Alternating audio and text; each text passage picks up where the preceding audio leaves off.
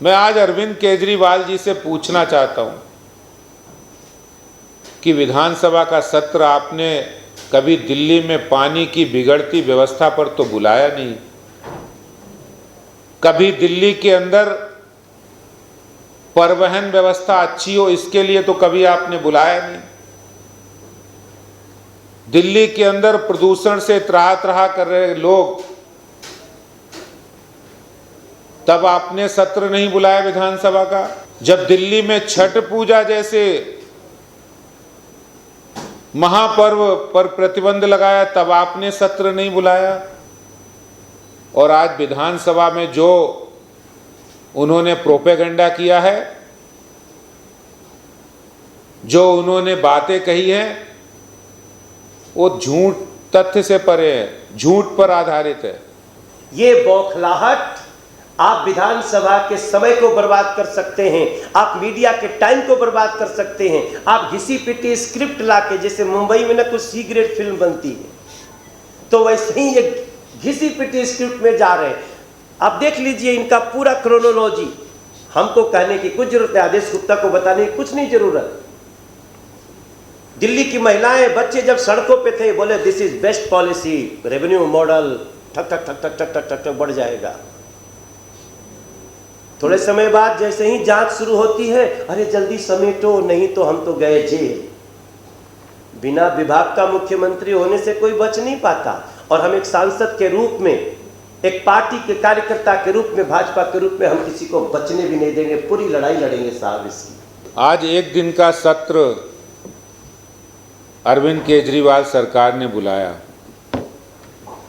और अरविंद केजरीवाल जी ने अभी विधानसभा सत्र में कॉन्फिडेंस मोशन रखा। तो एक बड़ा सवाल है कि कॉन्फिडेंस मोशन क्यों? क्या नो कॉन्फिडेंस हो गया है? क्या जनता का अविश्वास आपके प्रति हो गया है? एक बड़ा सवाल उठता है। कॉन्फिडेंस मोशन तब लाया जाता है या कॉन्फिडेंस तब दिखाया जाता है कि आपके प्रति नो कॉन्फिडेंस हो गया है। लगता है केजरीवाल जी आपको डर लगने लगा है और ये डर आपको खाया जा रहा था, इसलिए आपने बेवजह ही प्रोपेगेंडा सेशन बुला लिया।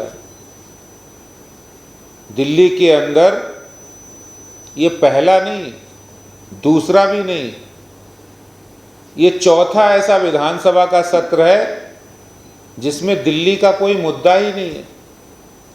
सिर्फ अपनी राजनीति को चमकाने के लिए, अपनी झूठी बातों को प्रोपेगेंडा करने के लिए आपने विधानसभा को भी नहीं छोड़ा है।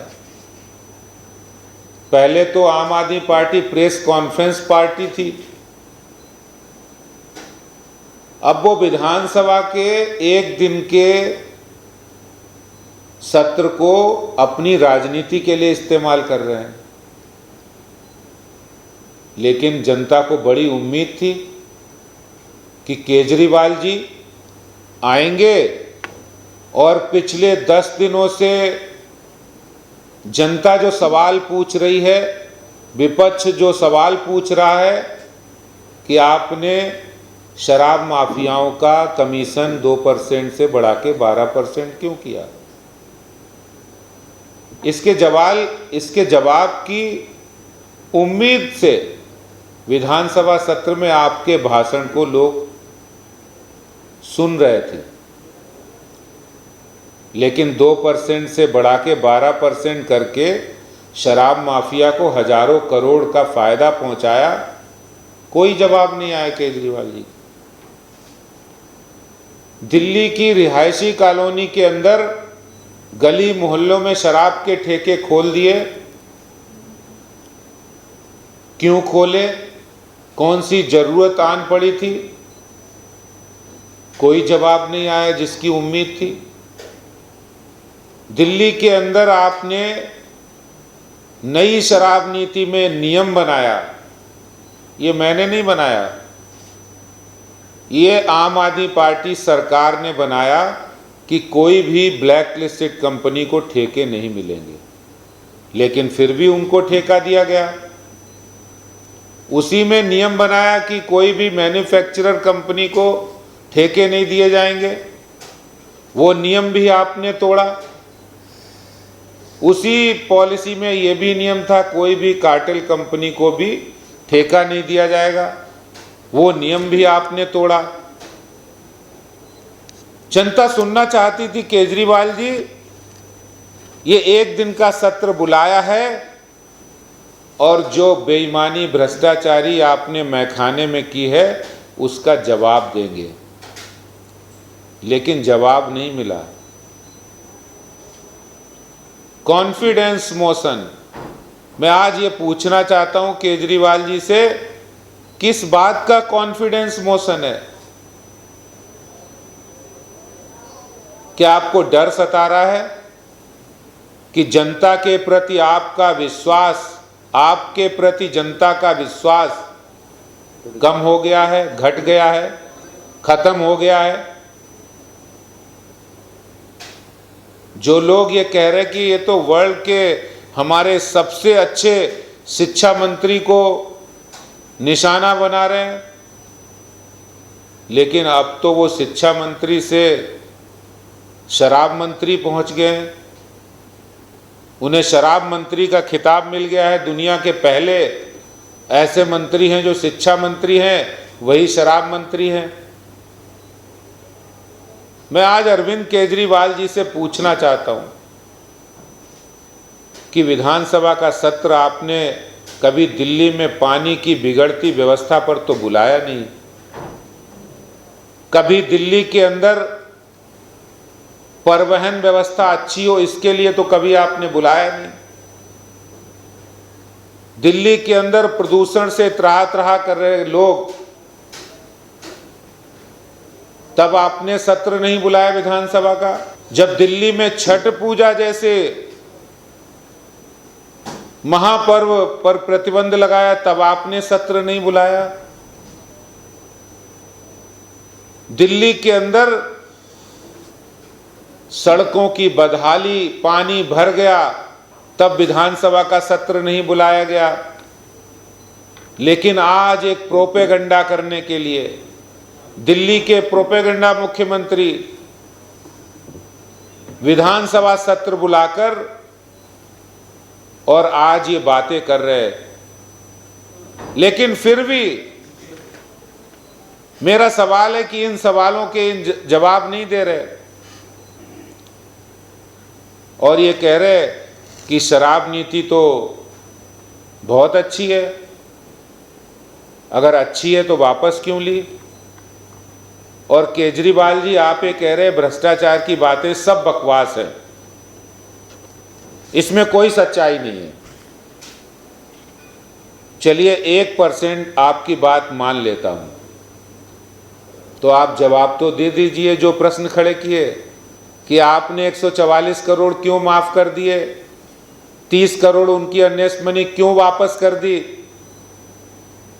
2% से कमीशन बढ़ा के 12% क्यों कर दिया? इस बात का जवाब दे दें। कोई जवाब नहीं है। और आज विधानसभा में जो उन्होंने प्रोपेगेंडा किया है, जो उन्होंने बातें कही हैं, वो झूठ, तथ्य से परे है, झूठ पर आधारित है। कभी सच्चाई ना बतानी पड़े, जवाब ना देना पड़े, तो कभी आप शिक्षा का हवाला देते हैं, कभी न्यूयॉर्क टाइम्स का हवाला देते हैं, कभी आप जाति पर आ जाते हैं और कभी कहते हैं हमारे विधायक खरीद रहे। लेकिन केजरीवाल जी, पूरी दुनिया, पूरा देश यह भी जानता है कि यही अरविंद केजरीवाल जो बहुत सारे नेताओं पर आरोप लगाए थे, इन्होंने भारतीय जनता पार्टी के नेता नितिन गडकरी जी पर भी आरोप लगाए थे, स्वर्गीय अरुण जेटली पर भी आरोप लगाए थे और सबसे जाकर लिखित में माफी मांगी है कोर्ट के अंदर। तो अरविंद केजरीवाल जी, आपकी फितरत, आपकी आदत को सब लोग जानते हैं। झूठ बोलने में माहिर, मुद्दे को भटकाने के लिए। आज भी मैं कह रहा हूं कि केजरीवाल जी, अभी भी वक्त है। शराब घोटाले में हजारों करोड़ रुपए का फायदा जो आपने पहुंचाया है, उसका आप जवाब दे दीजिए। जो सवाल खड़े किए उसका जवाब दीजिए। आपके मॉडल के बारे में चर्चा जरूर करेंगे, उससे भारतीय जनता पार्टी कभी पीछे नहीं हटने वाली है, उसकी भी असलियत आने वाली है आपकी। लेकिन आखिर दिल्ली के लाखों टैक्स पेयर का पैसा, दिल्ली के खजाने को लूटने का काम शराब माफिया के साथ जो किया है, उसके बारे में जवाब देना वो आपकी जिम्मेदारी है। दिल्ली और देश की जनता देख रही है, इस जिम्मेदारी से आप भाग नहीं सकते हो, पीछे नहीं हट सकते हो, वो जवाब तो देना पड़ेगा। गली गली में जहां भी मनीष सिसोदिया की अगर फोटो दिख गई तो दिल्ली की महिलाएं, दिल्ली के बच्चे, दिल्ली के स्कूल वाले, मंदिर वाले, मस्जिद वाले, गिरजाघर गुरुद्वारा वाले वो फोटो पे कालिख पोत रहे हैं। और लगभग टीवी के हर चैनल पे ये दिख भी जाता है। हर चौराहे पे, हर अखबार की कटिंग के साथ अगर बहस हो रही है तो ये बहस हो रही है कि जो व्यक्ति स्वराज की बात किया था, अब वो अपराध राज में चल रहा है। कुछ बातें ऐसी होती हैं जो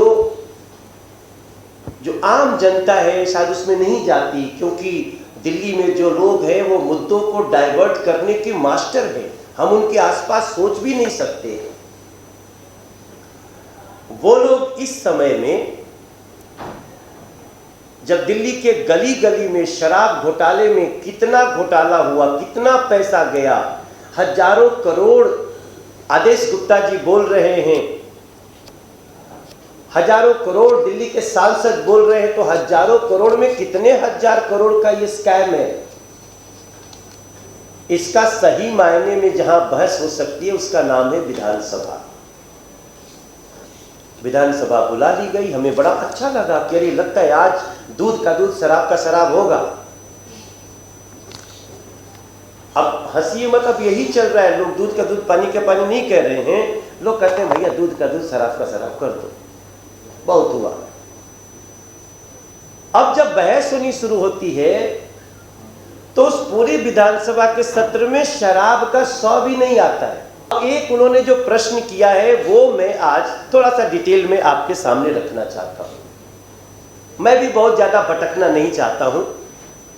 उन्होंने एक सवाल किया है कि बीजेपी के सभी लोग, आदेश गुप्ता जी से लेके मनोज तिवारी तक, प्रवेश वर्मा से लेके और हरीश खुराना तक, सभी लोग अलग अलग बताते हैं कि इतना, कोई बोलता है कि 1 करोड़ हो गया, कोई बोलता है 144 करोड़ हो गया, कोई बोलता है कि 30 करोड़ हो गया, कोई बोलता है 8100 करोड़ हो गया। इसको कहते हैं मुद्दों को डाइवर्ट करने की मास्टरी। वो अरविंद केजरीवाल जी में और मनीष सिसोदिया जी में देखी जा रही है। मैं थ्रू मीडिया दिल्ली को बताना चाहता हूं, ये सब जो अलग अलग अमाउंट है सब घोटाले हैं।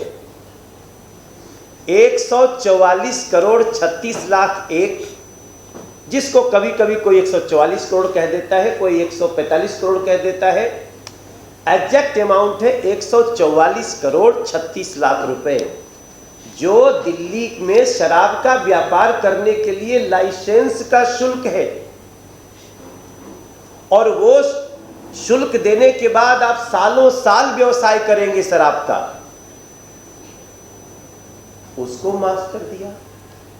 एक दूसरा जो 30 करोड़ है वो भी लाइसेंस शुल्क ही है जो एयरपोर्ट से संबंधित था। दोनों को मिला के कितना हो गया? 174 करोड़ 36 लाख। 1 करोड़ की एक अलग घोटाला है और 2% से 12% कमीशन बढ़ाने के बाद जो घोटाला निकल के आता है उसको तो लेकर के हम लोगों को बड़े बड़े जो जानकार हैं उनको कंप्यूटर में जोड़ना पड़ेगा कि ये 2% से 12% शराब व्यापारियों को कमीशन बढ़ा दिया गया। ये अमाउंट होता कितना है? ये जाएगा लगभग मुझे लगता है कि जितना डेटा है उसके अनुसार ये भी करीब 500 से 600 करोड़ तक जाएगा। हम अभी नहीं जानते कहां जाएगा। इसी को जांच कहते हैं, किसी को शोध कहते हैं। और 8100 करोड़ हमने हिसाब एक लगाया, वो 5वां है। वो क्या है? उन लोगों ने खुद ही कहा था कि 9500 करोड़ रुपया इस रेवेन्यू को आएगा दिल्ली को। आया कितना? 1400 करोड़। तो 9500 करोड़ में 1400 करोड़ घटाएंगे तो 8100 करोड़ हुआ। अब सवाल उठता है कि अगर शराब की बिक्री नहीं हुई होगी तो मैं मान सकता हूं कि भाई जितना कहे थे उतना नहीं आया, लेकिन शराब की बिक्री 87% बढ़ गई। जब शराब की बिक्री 87% बढ़ गई तो रेवेन्यू तो जितना होना चाहिए तो उतना होना चाहिए। अब इस बात को मैं सोचा था कि आज कल मैं समझाऊंगा, तब तक मीडिया ने इसको निकाल लिया। अब सबको पता है कि दिल्ली में 750 ml की एक बोतल पे 329 रुपया दिल्ली सरकार को रेवेन्यू बचता था। इन लोगों ने जो ये पॉलिसी लाई उसके अनुसार इन्होंने 350 की जगह 360 रुपया शराब व्यापारी को दे दिया एक बोतल पे और 8 रुपया 32 पैसा ले आए कि इतना ही दिल्ली सरकार को मिलना चाहिए। दिल्ली की महिलाएं, दिल्ली के झुग्गियों में रहने वाले लोग, साफ पानी के लिए लगातार चिल्ला रहे लोग, यमुना जी की स्वच्छता के लिए लगातार गुहार लगा रहे लोग, उनके मन पे क्या गुजरेगी जब पता चलेगा। और अगर इस 329 रुपये प्रति बोतल जो भी था उसको 8 रुपया 32 पैसे कर दिए, तुम्हें शर्म नहीं आई? मनीष सिसोदिया जैसे लोगों को, अरविंद केजरीवाल जैसे लोगों को शर्म नहीं आती है कि आप दिल्ली के खजाने को घुमा करके आप लूटने के लिए पूरा चक्र रच दिए और जनता को बोलते हैं कि ये लोग 6-7 बोलते हैं कौन सा अमाउंट है, ये सारे अमाउंट दिल्ली की गरीबों के, दिल्ली की जनता के, दिल्ली के टैक्स पेयर्स की लूट है। इसलिए मैं आज ये कहने पे मजबूर हुआ हूं कि पहली बार ऐसा मोडस ऑपरेंडी हमने देखा जहां अरविंद केजरीवाल ने स्वराज से शुरू करते हैं और अपराध राज पे आके टिक जाते हैं। जिनको चुल्लू भर पानी में समाधि ले लेनी चाहिए थी वो गांधी जी की समाधि पे चले जाते हैं। गांधी जी शराब के नशे के प्रबल शत्रु थे, विरोधी थे, लगातार उन्होंने कहा। और उस गांधी जी के समाधि स्थल पे आप जाके अपनी शराब नीति को सही कराने में लगे हो। दिल्ली की वर्तमान तो छोड़िए, आने वाली पीढ़ियां भी अरविंद केजरीवाल, मनीष सिसोदिया आपको माफ नहीं करेंगी। और जब आप ये कह रहे हैं कि बहस करो, जब हम डेटा रखते हैं तो ये बदतमीजी पे आ जाते हैं। इनका प्रवक्ता सांसद को तुम ताम पे उतर जाते हैं, मैं जी कर रहा हूं। आप उठाइए, हम तो बहस कर रहे हैं। हम तो मनीष सिसोदिया जैसे भ्रष्टाचार के आरोपी को भी आमतौर पे मनीष सिसोदिया जी जवाब दो तो भी जी निकलता है। ये है भारतीय जनता पार्टी का संस्कार। और ये एक प्रश्न पूछो तो तुम क्या जानते हो, तुम्हारी ये, तुम हो। अरे अच्छा चलो, मनोज तिवारी को तुम ताम कर लो, मैं कुछ नहीं कहूंगा, ये तुम्हारा संस्कार है। पत्रकारों को भी तुम ताम। पत्रकारों को डिरोगेटरी वर्ड बोलना, अपमानजनक शब्द बोलना, तो इतना भैला के बाद का सोचता कि दिल्ली के आदमी के समझ में नहीं आवत, सब समझ में आवता। ये बौखलाहट आप विधानसभा के समय को बर्बाद कर सकते हैं, आप मीडिया के टाइम को बर्बाद कर सकते हैं, आप घिसी पिटी स्क्रिप्ट लाके, जैसे मुंबई में ना कुछ सी ग्रेड फिल्म बनती है, तो वैसे ही ये घिसी पिटी स्क्रिप्ट में जा रहे हैं। आप देख लीजिए इनका पूरा क्रोनोलॉजी। हमको कहने की कुछ जरूरत है, आदेश गुप्ता को बताने की कुछ नहीं जरूरत। दिल्ली की महिलाएं, बच्चे जब सड़कों पे थे, बोले this is best policy, revenue model ठक ठक ठक ठक ठक ठक ठक ठक बढ़ जाएगा। थोड़े समय बाद जैसे ही जांच शुरू होती है, अरे जल्दी समेटो नहीं तो हम तो गए जेल। बिना विभाग का मुख्यमंत्री होने से कोई बच नहीं पाता। और हम एक सांसद के रूप में, एक पार्टी के कार्यकर्ता के रूप में, भाजपा के रूप में हम किसी को बचने भी नहीं देंगे, पूरी लड़ाई लड़ेंगे साहब इसकी।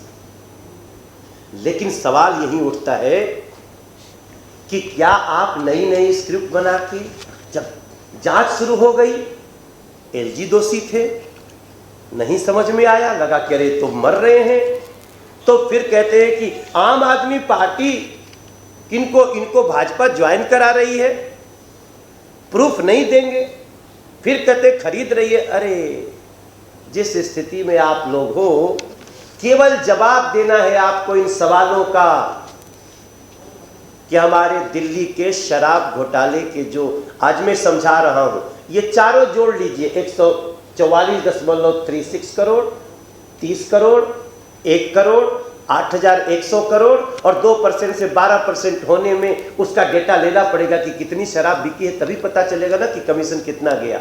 इन सारों को टोटल करके अरविंद केजरीवाल जी, इसकी चर्चा अगर आप किए होते विधानसभा में, तो हमें लगता कि आप कहीं से भी भ्रष्टाचार के खिलाफ खड़ा होने की, जांच करने की नीति रखते हो।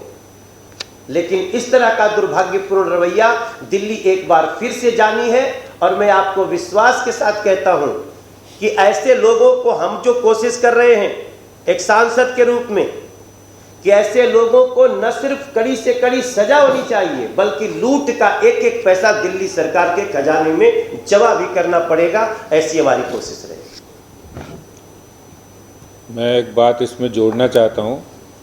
अभी केजरीवाल जी विधानसभा में बोल रहे थे, कह रहे बीजेपी वाले प्रेस कॉन्फ्रेंस बहुत करते हैं।